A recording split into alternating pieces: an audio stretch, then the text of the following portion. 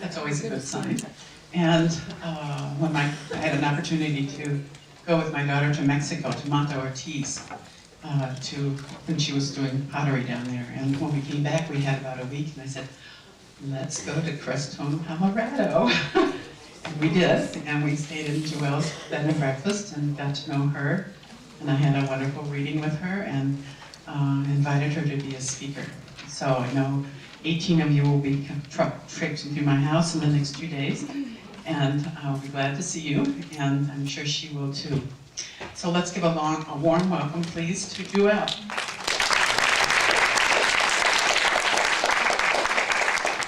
Thank you. What a woman. Yeah. I'm serious. To do all this in 10 years for this organization. Congratulations to all of you. It is my honor to be here, to be with this spiritual community, because that's how I look at all of these things. We have a really interesting world out there, and we come to places like this for spiritual nourishment. And it is my honor to be with such an amazing group of people. So I'm happy to be here today. I am Juelle, but I didn't start out that way. About 18 years ago, I had what I've called this so many names. You have no idea the first few years that I came into this physical body and couldn't handle the thought of what it might really be. I called it everything from soul rotation to a spiritual metamorphosis. I too had met some walk-ins that I didn't think were very good ideas. So I wasn't about to say this was a walk-in experience. But a rose by any other name is still a rose. And it took me a number of years to get to the place where I was okay with it all. To just give you a little bit of the information as to what a walk-in scenario really is. A walk-in is a new incoming spirit comes to reside in a physical body, and then by soul agreement, according to divine plan, there is an outgoing spirit. So the original inhabitant of this body was a woman, 45 years old, by the name of Sherry. And by soul agreement, one particular afternoon in Casper, Wyoming, 18 years ago, she left this body permanently. At the very same time, well, within a 2-hour period of time, there was an incoming spirit, me, Juelle, who came to reside here. Now, how you differentiate an experience like this in definitive terms is this is not a possession. I had to deal with that question so many times, and split personality and all of the many mental conditions that can go with such a state of contradiction that lives inside of you after an experience like this. A possession is a completely different thing. This is not that. This is by a soul agreement. These two souls set up this plan before it ever even happened. And in fact, after it happened, I could then look back at the life and the days for Sherry before this happened. And I could see how she had completed so many things in her life. And that you could almost feel, in fact, I can recollect a day when she was sitting in a chair in the living room and just kind of drumming her fingers on the arm of the chair and just knowing, I'm done. I am finished. And still had a 19-year-old daughter, a wonderful marriage. And that's another thing that makes my experience just a little bit different from many other walk-ins that I have met, is this did not happen through the normal, quote unquote, like this is normal. It's all relative. Thank God I'm speaking to a bunch of people who understand normal. But it did not happen through the traumas and the dramas. It happened rather gracefully, relatively speaking. And generally, what you will see, there are several setups for when an exchange like this can take place. And the near-death experience is one of the first and foremost times that, because that door is open, and it is so easy then, by soul agreement, for an incoming spirit to come to reside in the body. And the near-death experience, as I said, is the most common scenario. Another scenario that you often see is soul weariness. That's what I've called soul weariness. People who have been here for a long, long time, just done everything that they can, feel totally exhausted, and just know it's time to go. They might be suicidal. They might have all kinds of situations and circumstances in their lives that seem rather difficult, but they're not leaving because of the difficulty. They're just leaving because they're done. And they are so spiritually depleted. And so we've called that soul weariness. That was not my case. Another one that's so common is, you'll see it in the situations of the spontaneous healings. I know of a woman who was in an accident, was paralyzed from the neck down, and just looked like a hopeless, hopeless scene, and would never be able to resume the life that she had known before. Well, that's for sure, because right then she also had a walk-in experience, had to come back in with a completely different mission and heal her heart and her mind, not necessarily her physical body, but heal her heart and mind in order to continue with the mission. So there are lots of scenarios different from mine that are more common for the walk-in experience. Mine was a sense of completion and also a sense that there was so much more to do, but knowing it wasn't mine to do. And that's odd. That's very odd. And so you can say, why? You know, why a walk-in? Why does that even happen? Now, mind you, keep in mind, this is an entirely different spirit that's come to reside here. Different preferences, different abilities. In a snap of a finger, a completely different personality, a different person is living here. Example, Sherry, and also I will say the first few years that I was in here, I couldn't say I had to differentiate what was my life and what belonged to her. So I would say the original inhabitant of this body. Well, that got pretty interesting too, you know. Lady, it's about this check. Well, the original inhabitant of this body, it really got interesting. But I had to do that because what was my identity and what was her identity.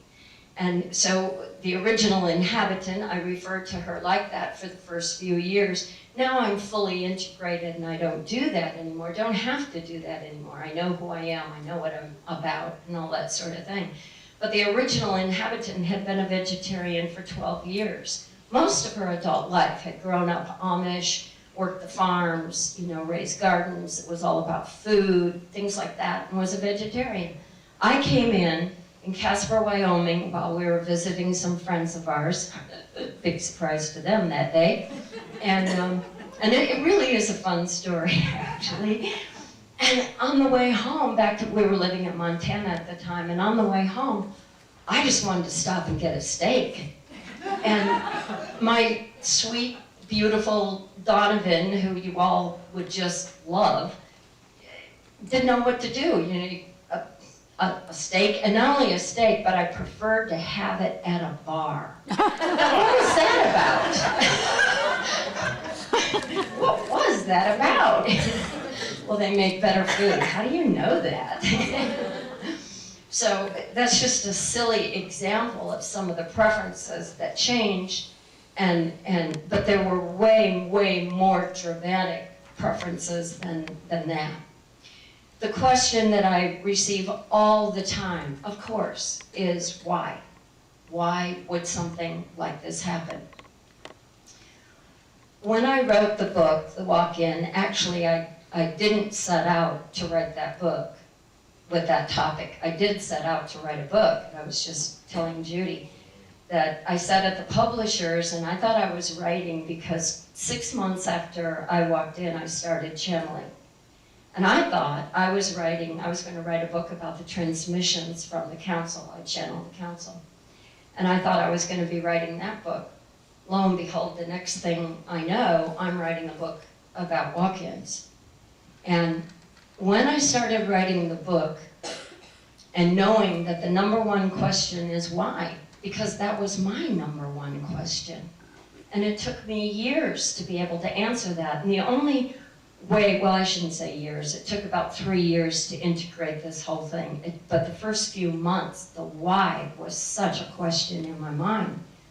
And the only way I could figure it out myself was that coming in with a different skill set, a different intention, a different energy, I was able to do things that the original inhabitant would never have done.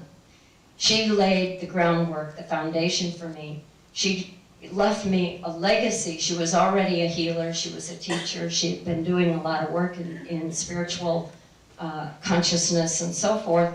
So she left me a wonderful foundation. She also left me a good legacy on how planet Earth operates, because I came from a totally different dimension.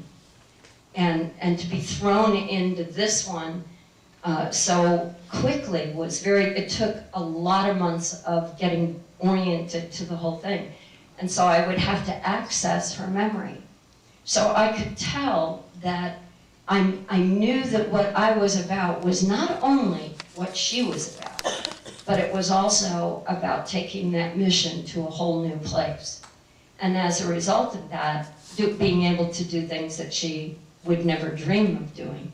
So walk-ins, that's very often what you see. Now that's not always the case, as someone over here pointed out, but I would have to say, generally speaking, the walk-ins that I have met, there is a continuation of the mission line, and a walk-in will come in and again, in an accelerated way, be able to take that mission started by the original inhabitant to a whole new dimension, a whole new place.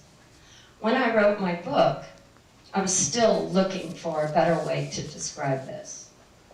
And there's a book by Paramahansa Yogananda, it's called Man's Eternal Quest. And Paramahansa Yoganandaji was Sherry, the original inhabitant's, one of her favorite teachers. And so there was a book that probably she had read 100 times, and I had read numerous times, because when I came in, I had no touchstone. I didn't know what was happening. I didn't know who I was. I kept coming back to, I know I'm sane. I know I am. I have to be. But the disorientation was so severe that I reached for anything that gave me spiritual comfort, gave me physical comfort and emotional comfort. So it was my husband, my daughter, and of course, this whole room in our house that was the meditation room. And so I accessed her reference library night and day, trying to understand what this was about. One of the books that I relied on was this book, just to feel a sense of touching the earth and feeling sane. So I read that book too many times. But when I sat down to write my book, I needed a better way to describe what this was all about. And Paramahansa's book was lying in my stack of stuff. And I happened, you know how it goes, you know how spirit is. Isn't spirit just so amazing? So you open up with the book, and there it is. A book I'd read dozens of times. And Paramahansa describes in India, he tells this story, that there is a young man being carried on a funeral pyre going to the cremation grounds. He had died, his family's cremating him. Standing by the side of the road is an elderly monk, or he actually called him an old saint. And he was deep in meditation and deep in prayer, this old saint. And the old saint happened to open up his eyes and see the funeral pyre going by. And he says, "Stop, wait, I can use that body." And that fast, doesn't that give you chills? And that fast exchange of spirit, and the young man jumps off the funeral pyre, runs off into the woods, and the old man falls crumpling to the ground. Yoganandaji says, so great was this saint's devotion to God's spirit that he did not want to interrupt his meditations or his prayers to be born in a physical body, go through adolescence, learning, and adulthood, to come back to where he was right then. When I read that, I thought, finally, that's me. I could relate to that. My dedication and my devotion to the journey and the path that we all are on is unstoppable. And it is so sincere and such a commitment for me. And when I read that, it was, and I had read that book so many times, I never read that little thing, and there it was. So that's actually in the prologue of my book. It's efficient. It's effective, and it's efficient for walk-ins. Now, another thing that, as I went through my own experience and realized what had happened, like I said, I wanted to call it anything but a walk-in, because I had a little bit of awareness of walk-ins, not a lot. And another one that I heard was people's interpretation from the pioneering spirit of Ruth Montgomery. And that is, you know, what a character she is. She's been out there on the front lines forever. And so people would say to me, oh, well, haven't you read Ruth Montgomery's book? No, I didn't know anything about Ruth Montgomery's book. I didn't have a file to stick this experience in. There was no psychological file, there was no emotional file. So then they would tell me, well, you know, she said that walk-ins come in with a very specific mission and a very specific purpose. And they told me a few more things that scared the crap right out of me. Like, now I've got to do what? You know, okay, so if I claim that I am, then that puts a responsibility on me. I have to do, I had a soul rotation. I had a spiritual metamorphosis, anything but then feeling all that responsibility to, you know, solve world hunger. And it has been my experience that that's not necessarily true. As I see it, we all come here with the same mission. We all are here to be a part of a marvelous thing that's happening, an incredible journey that we all are on as humanity awakens. And we all, whether we birthed in, flew in, dropped in, crawled in, walked in, have the same goal, the same purpose, which is to be of support and to be of assistance in the awakening of humanity on planet Earth and assist in the evolution of an entire species. Think of that. And so we all do our unique part. So I couldn't buy this, so I couldn't do this better than, less than thing. Then I came to understand that my experience was very different than most other walk-in experiences, period. So I couldn't even identify with other walk-ins. So what that did was drive me to understand even more about my own unique mission, because I did not come in through a trauma and a drama. I didn't come in. The whole idea or the feeling or sense of anything separate was totally appalling to me. And then, as I said, I had to find out, so who am I? What do I believe in? What's real? What's true for me? And if I didn't go out in a traumatic way, what is my message? What am I here for? So it's the same question that you all have, right? Well, there's a whole section in my book that we're going to read, and it's about our purpose.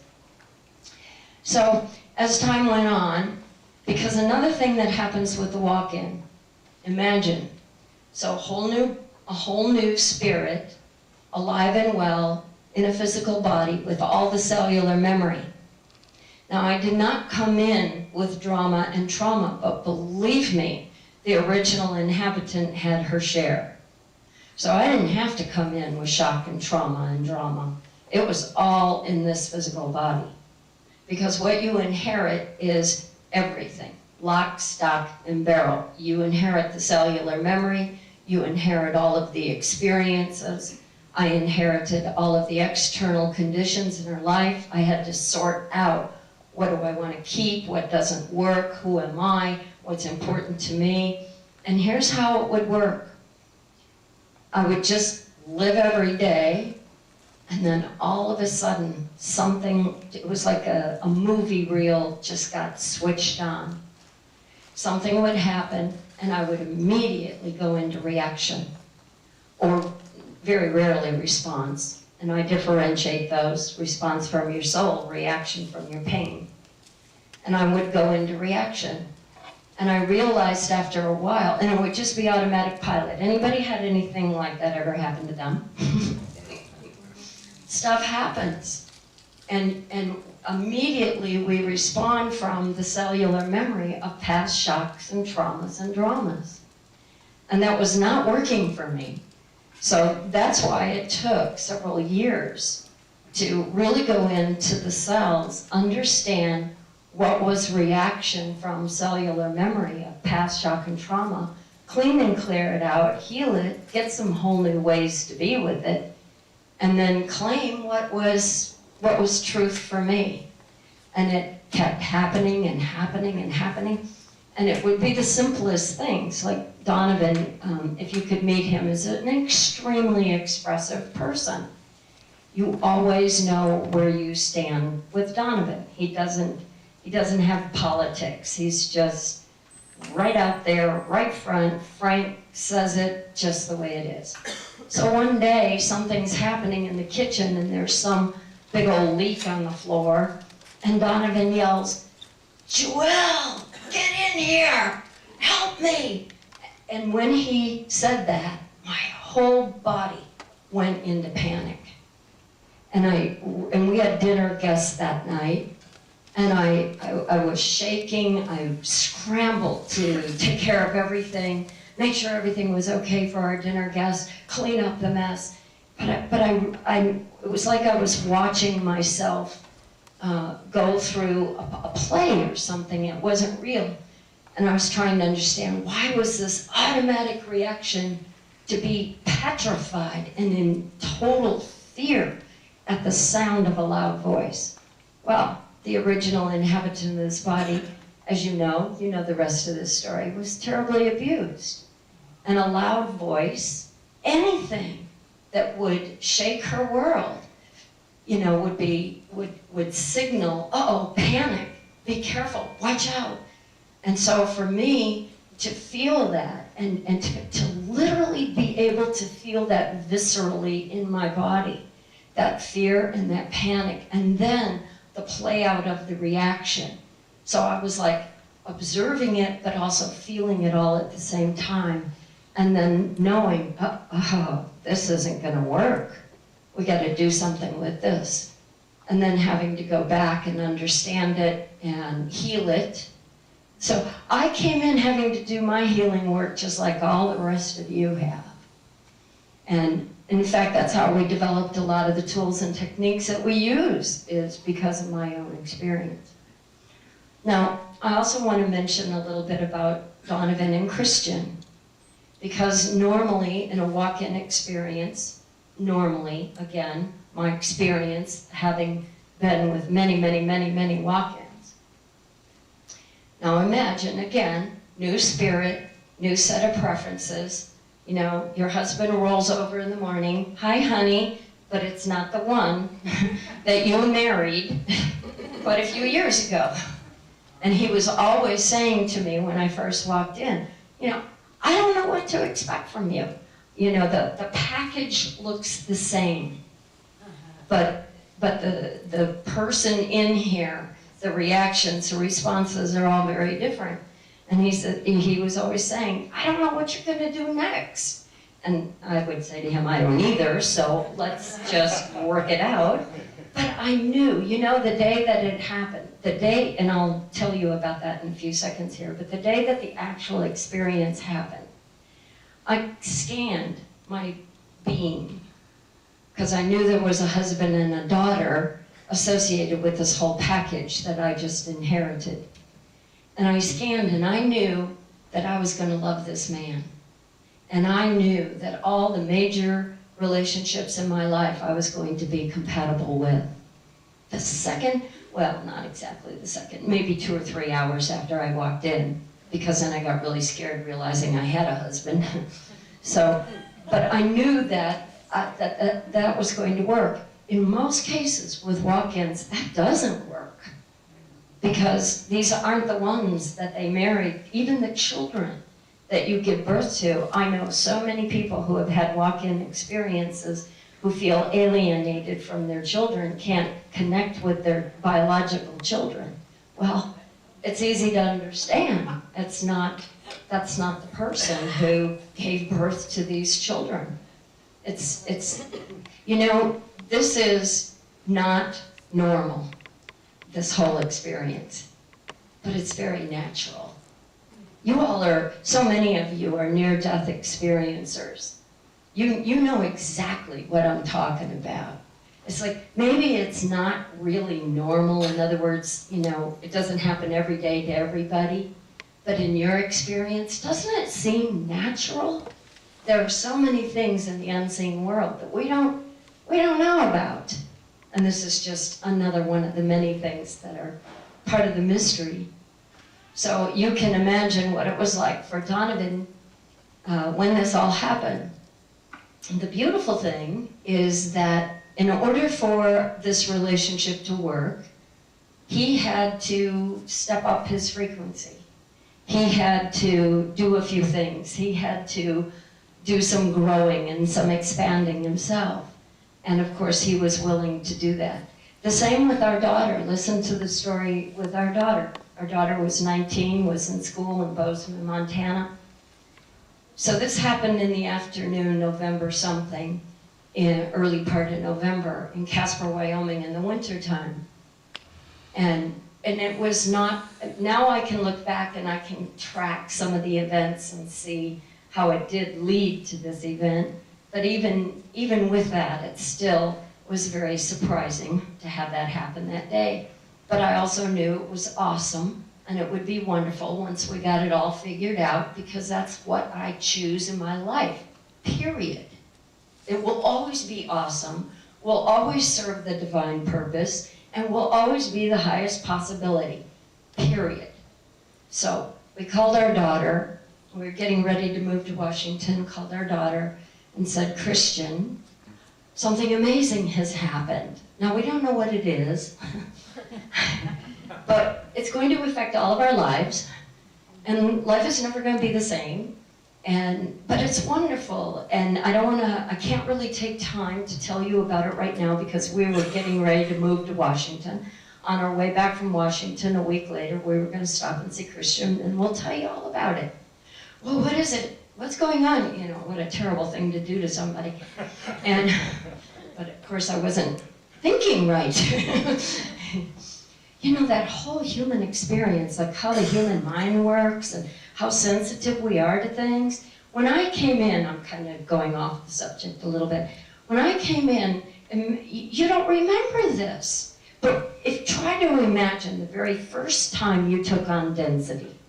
Just try to remember what it would be like the very first time you got into a human form, took on third-dimensional density, having just come from that light that you all talk about, and having just come from the heart of all that is, God presence, and then to take on human form. That's how I felt. Going into a grocery store was like going into the depths of, you know, all that dead food. I couldn't get over all the dead food that we were supposed to eat. It made no sense to me. Things, all that stimulation, color and noise and people's thoughts. You don't remember it maybe, but it was like that for you too. Imagine our beautiful little babies as they're being born, and they just came from the heart of all that is and came in through their beautiful moms and their beautiful dads, and then all of a sudden there you are in third-dimensional density. Why do you think they all cry?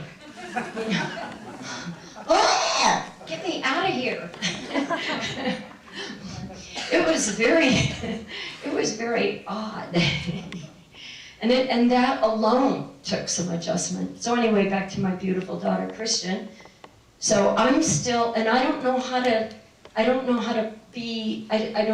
take care of the emotional body yet. I'm still learning how to do that. And had I known that, I wouldn't have done that to Christian. And I just felt the excitement of something wondrous has happened. And I can't wait to share it with you, but I can't do it today, so I'll do it in a week. So by the time we got back to Christian and we told her what happened, she just burst into tears. And she said, "Oh, Mom." Now keep in mind, the physical appearance is the same. You know, this is the package that she always knew. "Oh, Mom, for months now, I have been having the feeling that you are dying and that you were going away." How perceptive is that? How in tune is that? And of course, I could say, well, Christian, that's exactly what has happened. Your mother is gone. And I know that you don't know what this is. I don't really know what it is. I don't know what any of this means, but I know I love you, and I will do everything I can to be your mother. I may not mother you like your mother mothered you, but I will do with you what I can. And we agreed that day, but there it is, you know, she was so tuned into that. As we go along here, I'd like to just answer any questions that you have and see where you are. Yeah. Did you have any experience of feeling Sherry's departure? Oh, thank you. And do you have any connection with her now, or what happened Yeah. to her? Good.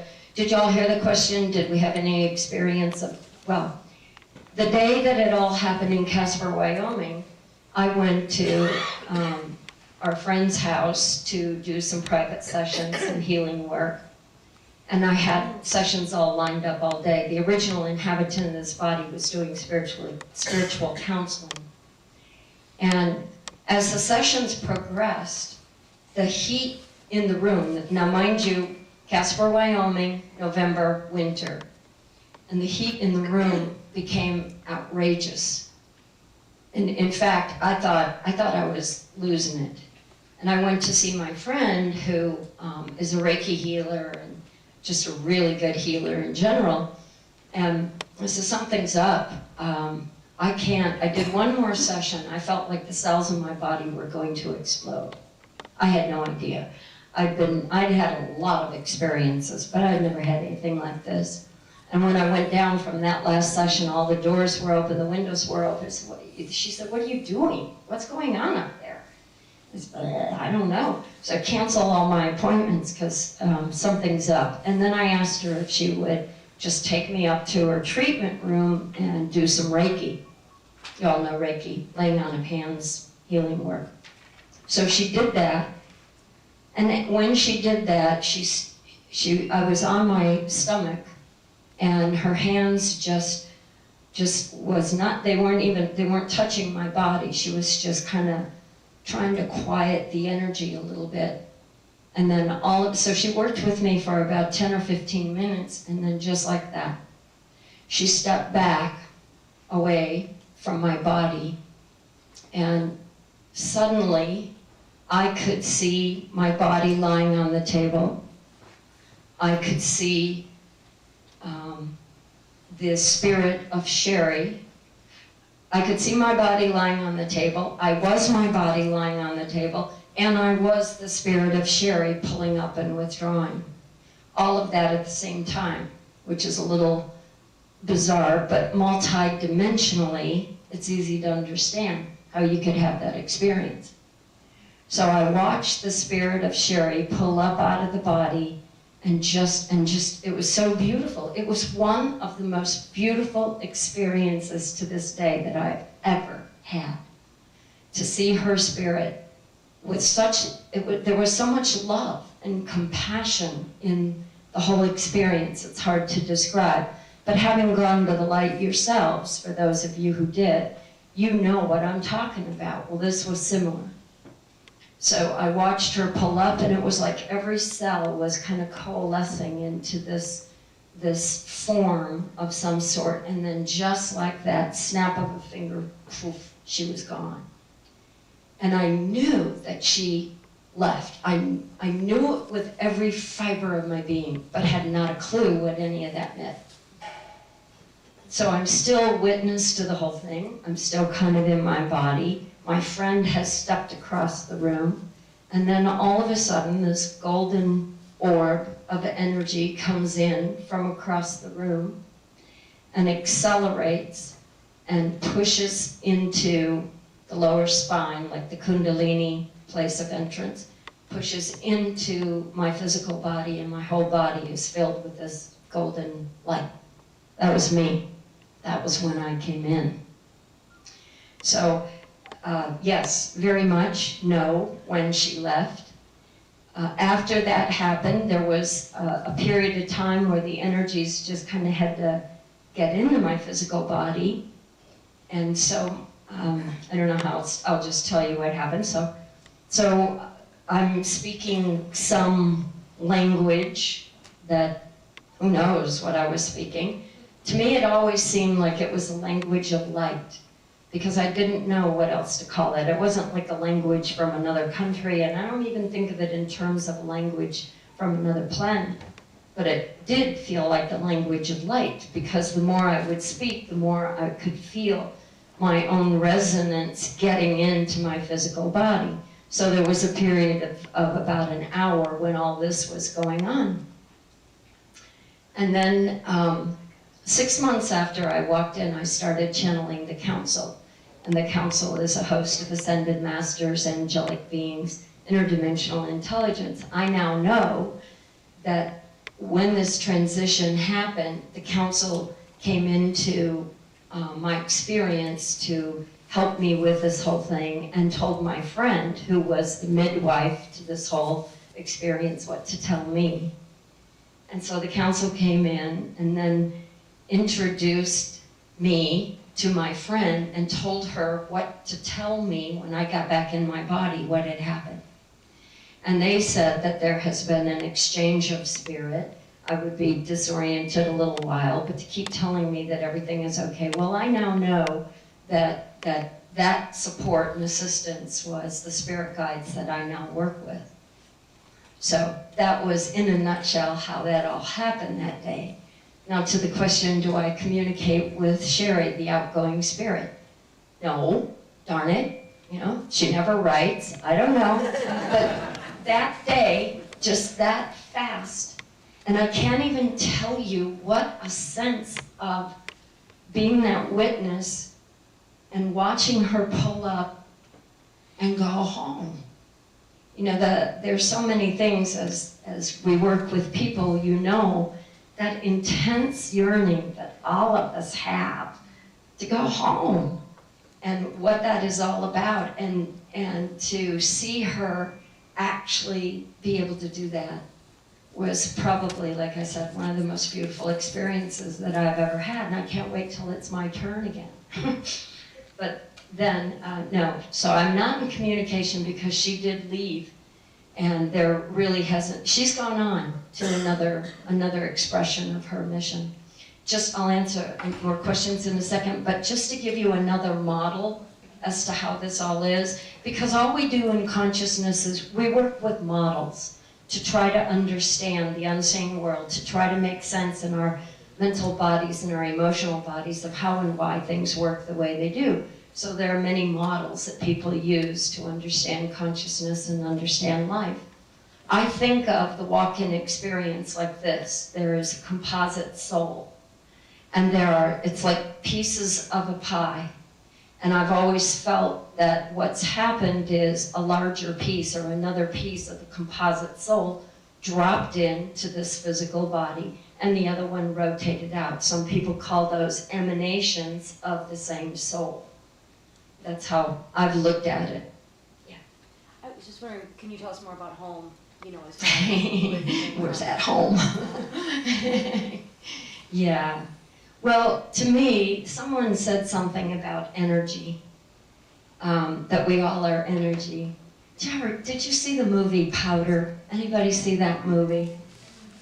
And at the end, I don't want to give the movie away, but at the end, you watch the whole movie and you think, ooh, weird kid, cool kid, ooh, weird kid, cool kid. But the end, and just like that, to see that in right vivid before your eyes, to see him become the pure frequency, the pure energy of spirit, the pure energy of all that is.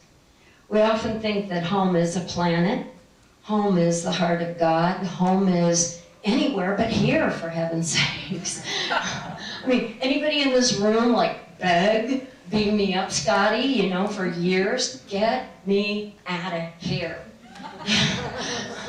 Okay, it's nice, we have mountains, we have lovely people, and it's nice, take me out of here. It's rough here, of all the dimensions, and you know, and think of that too, because of all the dimensions, all the planets, all the many places where we could take on embodiment, here we are. And here we are at this time. And so the work right now is so not about getting out of here, but it's about having a sense of what home might be to you in whatever way, and bring the quality of that experience and the quality of that life into this one right now, and it's called heaven on earth, and living it day to day. That's why we're all here. That's why I'm here on the missions that I'm on, and that's why you're all here too.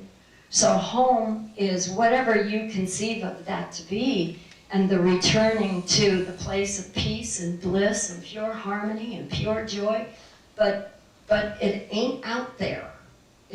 We want it to be, because it's pretty tricky here. So in our meditations and in our out-of-body experiences, what gifts that we've received to be able to touch something that does make sense. And you can't even use words most of the time to say what is about it that makes sense. But you feel it in your heart, you feel it in your cells, you feel it in your gut. You know that it makes sense, and whatever it is, I'm going to live it right now. You know, I gave a talk one time to another group of near-death experiencers, but I called my talk Near-Life Experiencers. Because that's it. It's like, why did y'all come back? You know, why did y'all come back? And that's the question. Why are we even here in the first place? Of all the dimensions and all the planets and all the possibilities, why now? Come on. And if you look at the newspaper, and please don't watch the evening news, but if you do, doesn't it look like we're all about to go extinct? Yeah. But do you know there are two probability lines? One is, it looks like a pile of crap. And the other one right beside it is how amazing this life is. I was talking with somebody a little bit earlier today, and we were talking about how this life is such a blip on the screen. It's here, it's gone, and it's so fast, and it's so precious. And so we all came back to, and we think that we got to be back here for some lofty mission. And the truth is, we do have a lofty mission. But the lofty mission is to live life, really live it, share it, be it, love it, give it, and be present in the divine presence. You all touched the light. Many of you did. I did. Many times. That's the divine presence. The presence of God, all that is a piece of and who. It's and not just a piece. We're not a piece. We are it. And so the whole idea is to be present in this now, in this moment. Engage, give, be, do, whatever crosses our path in the next moment that is ours to give, do, and be. And know that we have everything that we need to do it with. I know that's a weird answer to what about home, but I can't help it. Because it's not out there, is it? You know, we came back for a purpose. We are heralding a whole new world. And right now, the two probabilities, it looks like everything's a piece of crap, but right beside it, you just know, don't you, that there's something going on. And it's more than what we even think it is. A whole new world is emerging, a whole new something, a whole new dimension of life is happening. And we are on the front lines. All of you, we're on the front lines. We're on the front lines of this wave of consciousness that is awakening, supporting, and carrying on. That's why you came back. And don't make the story small, because it's a lot bigger than our individual selves.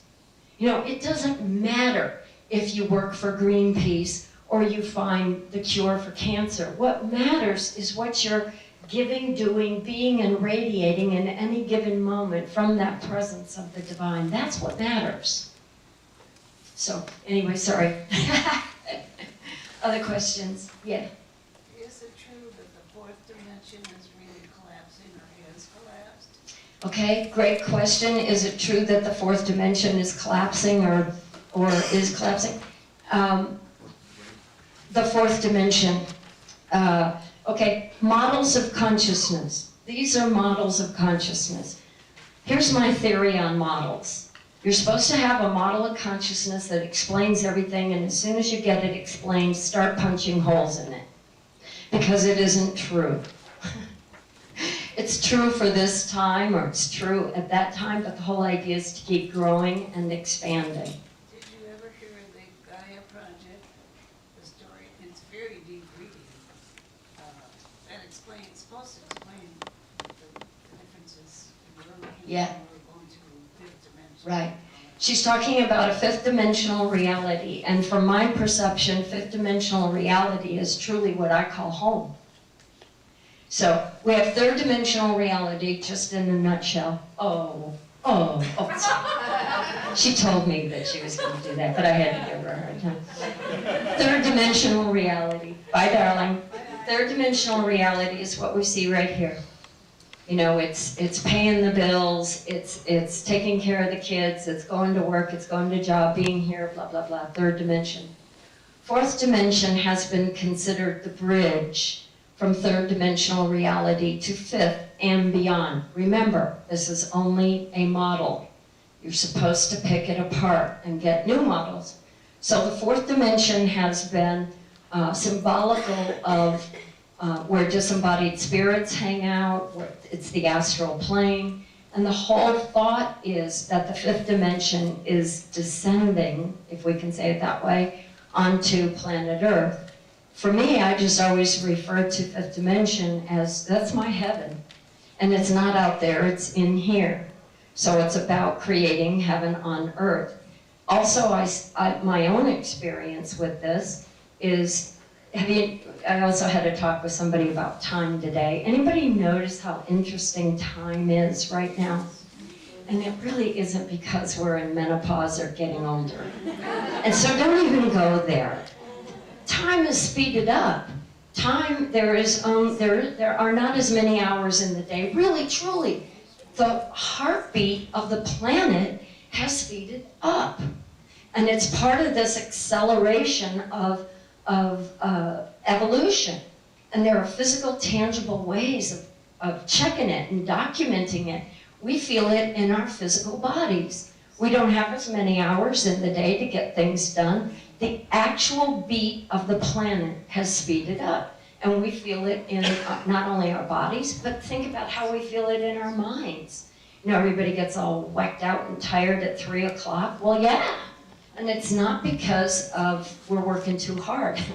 Time is literally folding itself on top of itself. And it's hard to say, you're living tomorrow before you even got to today. So the time is related to the fifth dimensional stuff. I don't want to go too much into that, but. And I don't think I wanted to come here because I was born with a quarter on my neck. Do you want to do it? Do you want to do it again? No. Other thoughts, questions? Yeah. When you came into this body, did you bring with you your memories of your prior existence and also your other lives, and also, I know this is going to have two parts of that. What would be the purpose of you choosing intentionally to enter a body that was already grown and had a life? I'm trying to grasp that. Right. Y'all heard the question? What was the first part? Did you come with memories? Oh, memories. Okay, memories, and why would you choose an adult body? Yes. In fact, when I first came in, that sense of longing to go home was unbearable. Because I knew I came from a totally different world.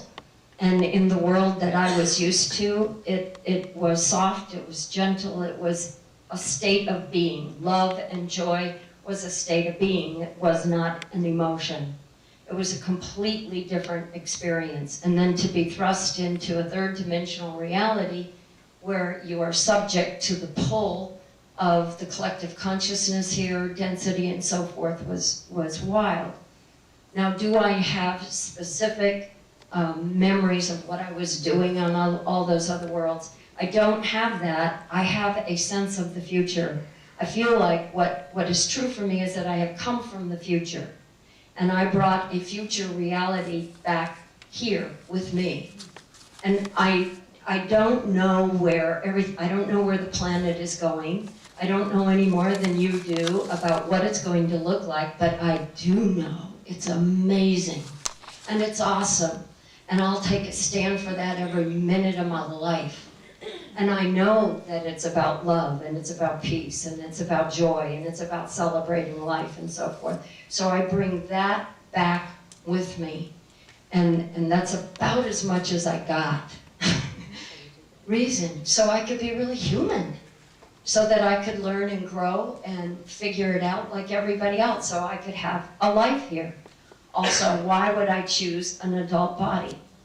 Given the fact that the original inhabitant was also doing spiritual counseling and workshops and traveling and so forth, well, she left, as I said before, this whole library of experience, working with so many different people, plus the fact that she had had her own set of traumas and dramas. All of the traumas and dramas that she had in her own life are many of the traumas and dramas that I work with people on every single day. So, because we all have had similar stories in one way or another. So, it wouldn't have been useful to be a child. It was way more efficient to pick up where she left off and then take it to the next expression.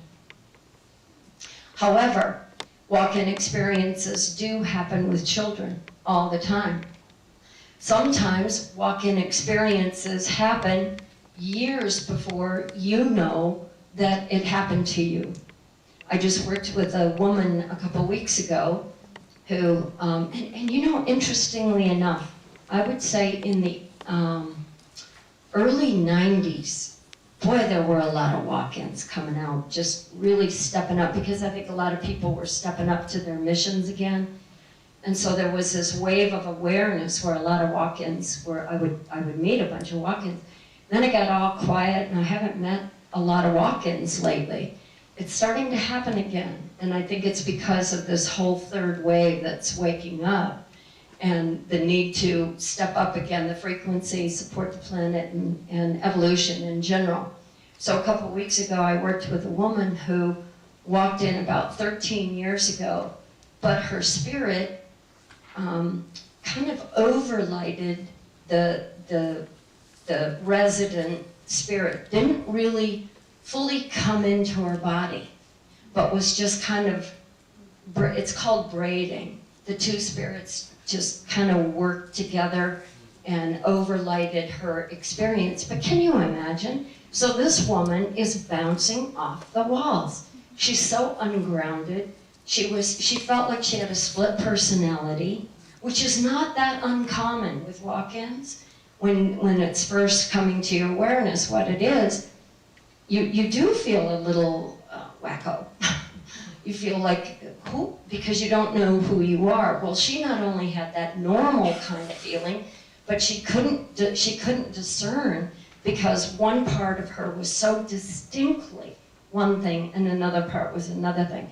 And as soon as we just merged it, she said, well, you know, you walked in, and I asked her, so 13 years ago, what happened? Something happened. What happened? And she had a near-death experience. And during that near-death experience, there was the exchange, but she never fully integrated into her physical body. So we did this whole exercise of bringing the incoming spirit all the way in and letting the outgoing spirit go. And you know, she just came to me at that time because it was time, not because I can make that happen. You cannot make a walk-in happen. That isn't how it works. It's got a divine timing, it's got a purpose, it's according to divine plan, and it also is by soul agreement. And it just happened that all those things were lined up that day that we worked together. She's an entirely different person, yeah. Do these things usually, are they planned beforehand, or can something happen like somebody can decide maybe in their 30s, I'm out of here, and then that can happen at that time too? It can happen at that time. It was just like the story that Paramahansa told, that it was an immediate, oh wait, I can use that body, and there was an agreement by those two spirits right then. Now, also, lots of times it happens way. Diane was talking about the pre-birth contracts. sometimes that's where that takes place. It takes place before you even come in. In fact, I think I know one day when this body, see, this is how you talk, when this body was about 5 years old, I remember a time when there was a meeting. I mean, as a 5-year-old, as a real young kid, I can remember a time where I felt like I went to a meeting and we were sitting down, and it was a 5-year-old, a little kid, you don't go to meetings, and it was such a big deal to go to this meeting and make some arrangements. And I really do believe, when I kind of track my experiences in here, that that was the time that that agreement was made. Yeah, back there. Are you in touch with the Council of Masters any longer? Absolutely. And how did they help? You know when I got all riled up here a few minutes ago? That was them. They creep in all the time. In other words, were they kind of influencing what you were telling us? Yeah. Yeah. Yeah. Right. Okay, the question, am I in touch with the council? I want to say something about that. Yes, definitely. 6 months after I walked in, I started channeling. And I knew about channeling. Again, I didn't think it was a good idea because I saw a lot of well, not a lot, but I saw a couple channels and I thought, whatever. I mean, I am such a show-me person. I mean, here I am talking about a walk-in thing and I'm a show-me person. What can I say? But a friend of mine was doing some channeling and she invited me to her home and she wanted me to be there for support. And I love her a lot and I certainly wanted to support her, but I didn't really like necessarily her channeling because after it was over, she would be a basket case, she would crawl up in a ball, be all wiped out, and I just didn't think it should be that way. Like, shouldn't it be generating more energy than it uses? It didn't seem right to me. And also the information that the channeled entities would give was good information, but it would take so long to get it out. And weird language or weird accents, and I wasn't about it at all. And so I go to this thing with her, thinking nothing of it, and the next thing I know, I feel this heat. Here it is again. And I'm thinking, oh man, now I'm gonna walk out again. And here comes this heat, all this energy coming in. And anybody who channels, you know exactly what I'm talking about. It's like your head feels all full and there's a kind of heaviness, but it's light all at the same time. And and all of a sudden I'm having a sense of words and things in my head and my body's jerking and I'm looking as stupid as some of those other people had looked. And I can't, no way, this is not good. No. And then finally a friend walked up to me and we were meditating and getting ready for my friend to channel when all this happened. And this other person in the group walked up and said, Juelle, you're trying to channel. And I'm on the inside saying, like crazy, I'm trying to channel. No way. And he said, open your mouth and just let them speak. And of course, you know, I'm on the inside. Are any of you guys arguers like I am? I mean, it's like you argue with spirit. Are you really sure you mean this? You know? Well, that was me that day. And finally he said, Juelle, tell your body that you're not going to die if you allow your voice and you allow this to come through you. And as soon as he said that, boom, my mouth opened up and they started talking. And the rest is history. I've been channeling ever since. So I'm a full body channel, which means that the council uses my mouth, my language base, they use my body, and I'm conscious. I'm not a trance channel, I'm conscious, I know everything that's going on at the time, but the second you walk out the door, I won't remember anything. That way I can have friends and things like that. So the council is always with me, but what I want to say is the council's always with you too. We all have spirit guides, we all have our spirit helpers. If any of your helpers, guides, are telling you what to do, they are not spirit guides. From my perception, they are here evolving in the same way that we are. They are in service to us, you, the planet. We are in service to them. They don't tell us how. I don't have a leg up because I channel. In fact, I think I have to like grow 5 more legs because I channel. I have to go through every single thing that they will talk about with the group. It's like if we're doing a workshop, it's almost like everything gets UPS'd ahead of time to me so I can experience it, go through it, understand it, so they have a conceptual base to be able to talk about it. So I have to do my work, and that was the thing I always had about channels and walk-ins that I didn't care so much for was, it seemed like they didn't do their work. And how can you do all this and not do your work? So they are with me, but they don't do the work for me. They do not tell me what's what. They don't tell, I have to find out just like you do. I have to do my own work. Another thing I want to say about spirit guides and angelic beings and councils and so forth. Because there are many people sitting here who think that because you haven't seen something or because you can't hear a voice, that you aren't getting it, that you must be thick. Well, you're not. 9 times out of 10, you don't hear voices. You have a sense of an impression in your mind. And you just have a sense of something.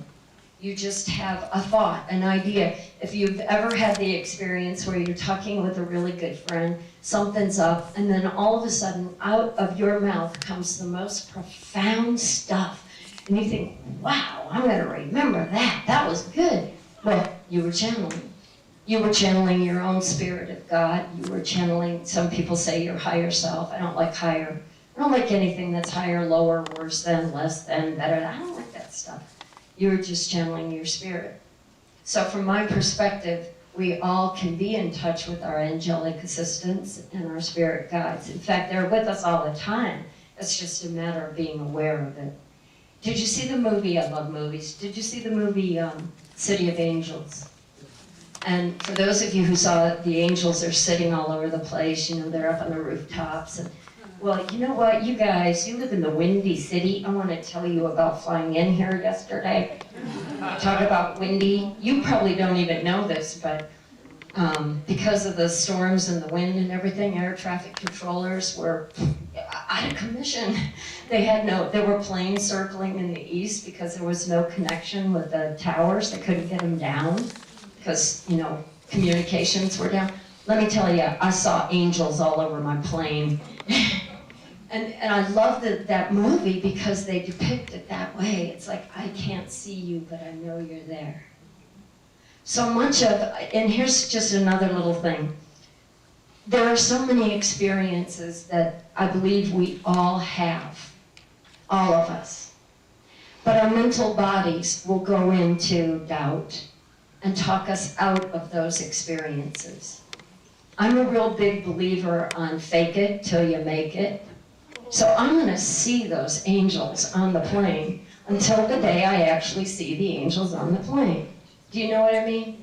And I really believe that that is important because I think we all get psychic hits.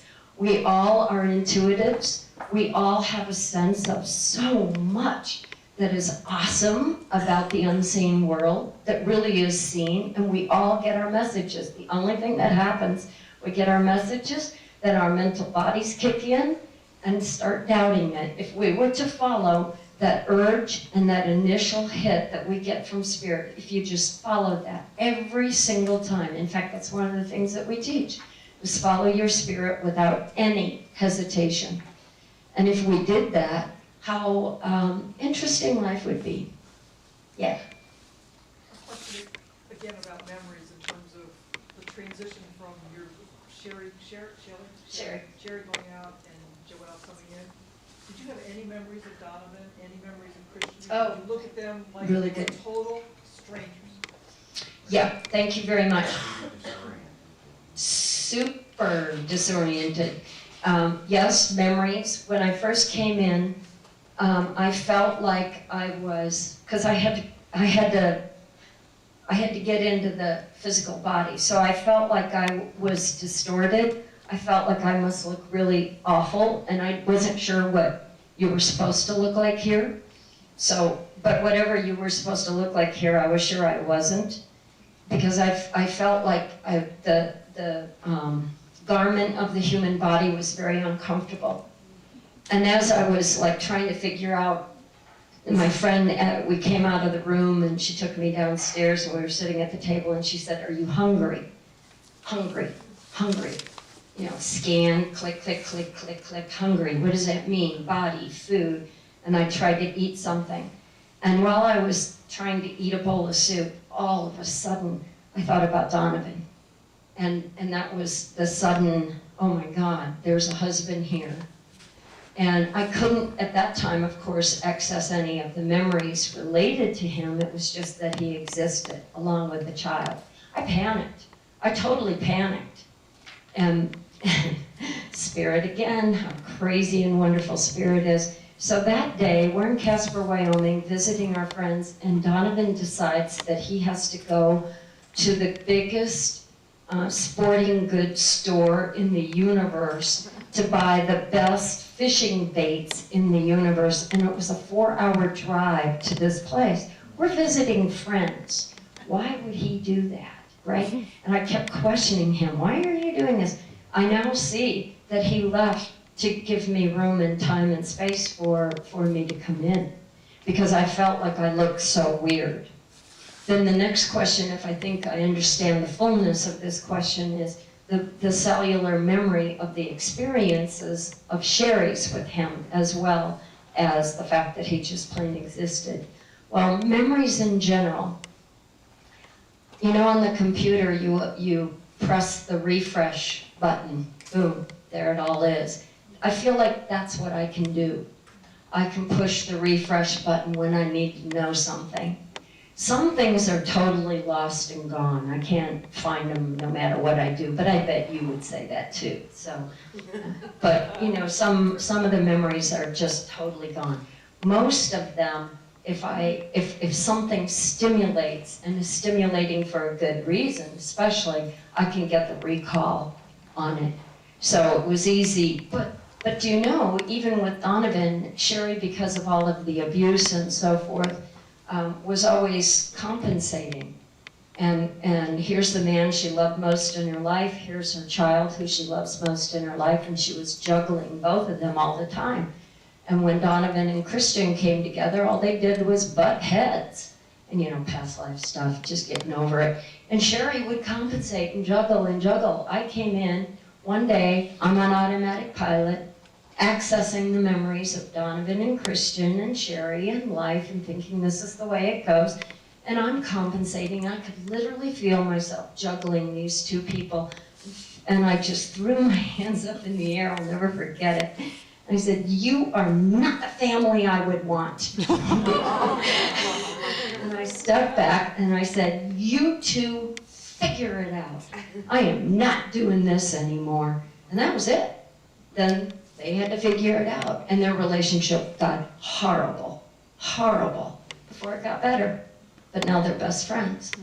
But that was some of that memory. Somebody else, yeah. When Juelle entered your body, through where did the spirit enter? Through the head, through the spine? Okay. And for the longest time I thought I wanted this to be a Kundalini thing. But you know, the difference is, now there are many similarities. The things that I've described to you in some of your near-death experiences, it's the same sort of thing that happens in near-death experiences. You come back with a sense of purpose, you're a completely changed person, you have different preferences, but there isn't an exchange of a spirit. And that is the thing that makes this uniquely, I guess, what it is. And how you know that, you see, I wanted it to be just a near-death experience. I thought maybe I died that day. And I wanted it to be anything and everything, only because I was just trying to sort it out and didn't know what this was. So for a while, because it entered, that golden globe entered in the base of the spine, I thought, oh, wow, this must be Kundalini. Never mind that I want to eat steak today, but it must be Kundalini. Yeah. I was just wondering how your name, Juelle, came Oh. about. Yeah, me too. I wondered that too. Like, what is that? And that's another thing. I was never, do you remember, I think it was in the 90s when everybody was changing into their star names. And I thought, oh, that's kind of cool, but I didn't think I would do that. What happened was when the council was in my body after the experience and they were integrating the light frequencies, and they turned around to face my friend, because I was still on the massage table at that time. They said, we would like to introduce you to Juelle. And that had never been a thought in my mind ever, or her mind, or anybody's mind.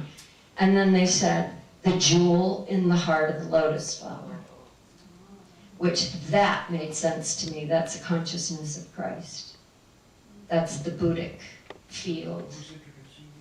The council who I channeled, they were in my body for just a little bit, and they introduced me to my friend before I came in and could introduce myself. Yeah. I had an experience about a month or two ago. I've never seen a spirit. I was sound asleep on my bed and my eyes just popped open, and there at the foot of my feet was this beautiful little couple dressed in light clothing. Looked like they came from somewhere else, but I have not where you have no idea where from. I can never forget that picture. Them standing there, looking so lovingly at me as I slept, and my eyes just opened. Do you think they were my angel guides? Oh, absolutely, they were absolutely. But I want to tell you something. She was just saying, could you all hear her? She had an experience where there was a couple. Oh, that was so beautiful. Do you know couples like that are often, there's, in the Hindu religion, it's Radha and Lord Krishna, and they're often thought of as the divine couple. And what they represent is the balance of the divine feminine and the holy masculine. And so something similar to that appeared at the foot of her bed, and she said, are they my angels? Are they, well, phew, there's something. And so, hallelujah, say yes. And here's another thing though, when these things happen, all we have to do is just say, beloved Spirit of God that I am, I give thanks that I know what the heck that is. Yeah, so that we kind of guide the universe to give us those answers that we need to have answers to. What is that? I give thanks that something in my life will show up and explain what that is. Yeah, that's cool. Yeah. You mentioned earlier the idea of the composite soul, the pieces of the pie. Is it possible for some people that a piece of that pie could come along and join the existing spirit? Yes, that happens all the time. Without the other one having to leave? That happens. But what my experience with that happens a lot. But my experience with that is eventually that doesn't work, because usually they're very different. They're very different spirits. They're very different preferences. They're very different missions, very different everything. So that's when you start to feel, it's like this woman who I worked with recently, you feel split. And if you ever feel split, boy, you want to integrate that immediately. So it works until that time. And sometimes the incoming spirit, for instance, here's another very common scenario of that. A woman who's got 5 children has a walk-in experience. The incoming spirit stays with the spirit that's been birthed in the body until the children are taken care of. And when the children have gone through their rite of passage, then the resident spirit can have theirs. I just worked with somebody not too long ago who had that very same thing happen. Like, she stuck around. Both of them were side by side raising the children and waited till everything was done so that this next spirit could rotate out. Fascinating stuff, huh? Yeah. A lot of what you have experienced, I have experienced it, and I believe it was the Holy Spirit. And I spent a lot of time in the fifth dimension, and one of the messages from the fifth dimension is get rid of your duality, because in the fifth dimension, the moment you think, you create it. And so their message is to us that are about to come into the fifth dimension, get rid of your duality. You cannot work duality state of consciousness in the fifth dimension. It's almost instant manifestation there. Yeah. That's a good point. Thank you for that. Oh, very good point. Absolutely. Absolutely. You know, that's so fascinating. I'm getting ready to go to Missouri and Tennessee and doing a bunch of workshops. And that is the topic. It's that split apart feeling that we have. We feel like we have so many parts of us. What's that duality that you're talking about? It's heaven on earth right now. And what that is for you, take a stand for it, period. Yeah. What is the council sort of telling you in what you're hearing from them lately about what lies ahead for us? Beautiful question. That they will never, ever, ever, ever, ever, ever get the idea. Talk about doom and gloom. Never, never. They say that that what we are evolving to, we all feel the pull to something, and it's evolution. It is the evolution of the human species that we are becoming, and that isn't exactly the right way to say it, but we are realizing our divinity. And that we have the job of manifesting divinity here now. Manifesting anything and everything that we conceive of as the heart of God, all that is, here now. And what this planet is, the planetary body has a blueprint just like we do. And in fact, there's never been a time as great as this time to be connecting with nature. Because nothing out there makes any sense in the world, but it always makes sense in nature, always. And so there is a natural plan of this evolution. And even though we can't see the outcome, we don't know what it's going to bring, we don't know what we're going to look like, nature does know, or at least it has the confidence to keep going. It just spontaneously follows the flow of the manifestation of divinity. It doesn't question anything. We question everything, which is good, it's okay, it keeps our brilliant minds busy. But they will always say that we are evolving to something that's never been here before. And the planet is evolving, and it may not look anything like what we see or what we think. And also this thing about 2012, because that's, you know, that's the big time where the world as we know it will change. In quantum physics, there is, and when we talk about time, there is no linear time. Time is, we just talked about that a few seconds ago, time is folding itself so that the past becomes the present and the present becomes the future, and you're experiencing all of that at the same time. And as that continues to go, what's going to happen here on the planet, or how that's going to look, it will probably be true. The world will not be as we know it, but that doesn't mean we're messing it up. And that doesn't mean that we shouldn't be conscious about what we're doing and not keep messing it up either. But it may not look at all like what we think it is going to look like. And what the council will say around that 2012 is take, again, whatever concept, you know, Donovan is really big on, he's ready for a change, you know, like a lot of people are. And so they're always saying to him, well, conceive of what that change, what is that change that you would like to see on the planet? Then take responsibility for living that right now. And anchor that energy here now. Don't wait till 2012. Why would you wait till 2012? Be 2012. So they'll talk like that. And they will always talk about the probability lines. And not to, I gotta quit, not to spend a lot of time on that, but there are two probability lines. One is chaos and fear, and it looks like destruction. The other one is a whole new species is evolving, a whole new phase of evolution is happening. None of us have been here before, but it's something awesome. What are you going to identify with in any given moment? And if you just even look at your own life, you know, it's like when I first came into this body. Here's all the cellular memory of shock, trauma, despair, suffering, pain for Sherry, and then there's what I'm trying to bring in.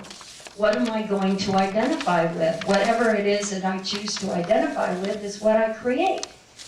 And it's what I experience. And it's what I continue to attract to me. So, yeah, we got two probabilities. What are you going to identify with? Let's identify with peace and harmony and all the great stuff that's happening on the planet. And not only keep identifying with that, and keep identifying with the stuff that means something to you as a human being and what you need on this planet. Good? I think I have to quit. Thank you very much.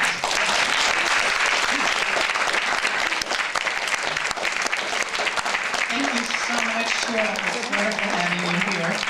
I know you all have enjoyed this, and if you have additional questions, please address them in the lobby with her, and then we will also be going to Rudy's for dinner tonight.